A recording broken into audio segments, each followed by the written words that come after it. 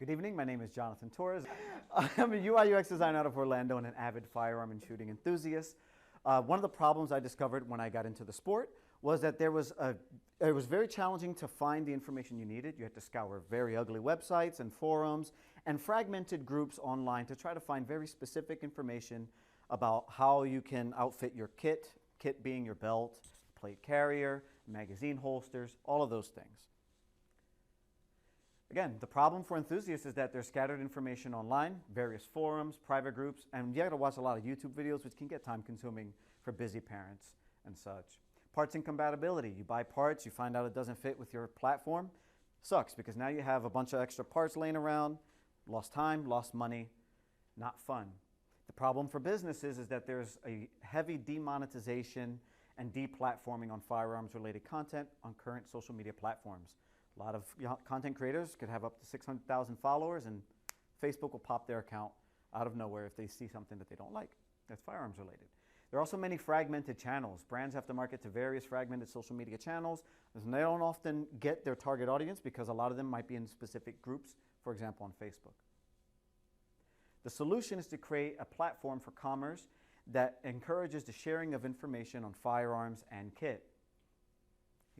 As you can see here, these are some mock-ups. We do have a clickable prototype that demonstrate the workflow and how somebody could go about browsing content and easily checking out and making purchases. The way we plan on monetizing is through sponsored builds, sponsored parts, and affiliate linking. Both firearm parts and manufacturers can both be sponsored.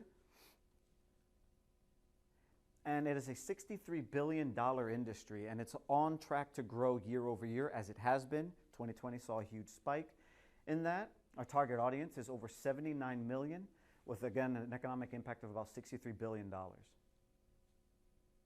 Our go-to-market strategy is primarily a business-to-business approach, where we will sponsor content from influencers on YouTube to reach out to their audiences, local gun clubs and gun rights organizations, as well as manufacturers, who we would treat as partners and influence them to post on their social media platforms. The competition is the current landscape on social media, Facebook, Instagram, and Reddit. Again, as I alluded to earlier, a lot of them are very anti-gun, and a lot of that content is censored and is very sensitive. And I think that in fact it plays to an advantage to us in that we are not politically affiliated. We focus on the enthusiasts and on the industry. We facilitate and encourage the commerce around firearms and kit. And our user base are typically very committed, passionate folks as it relates to the Second Amendment.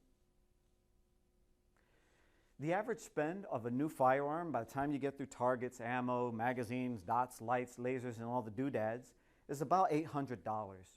The average affiliate commission percent is about 8%.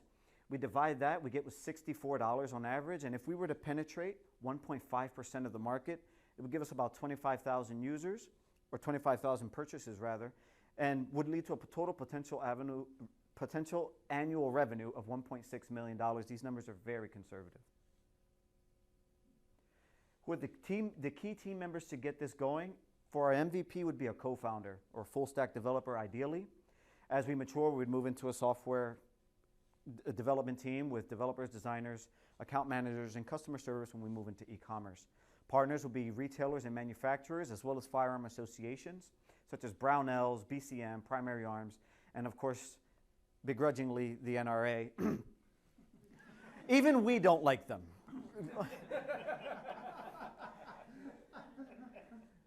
The next steps for our ask specifically is a co-founder as a full stack developer who would lead up the development and oversee the technical side of the project, and a cash investment, slightly more than what's pictured. We're looking at about $500,000 to build our MVP. And thank you very much for your time. Again, my name is Jonathan Torres, and I'm ready to take any questions.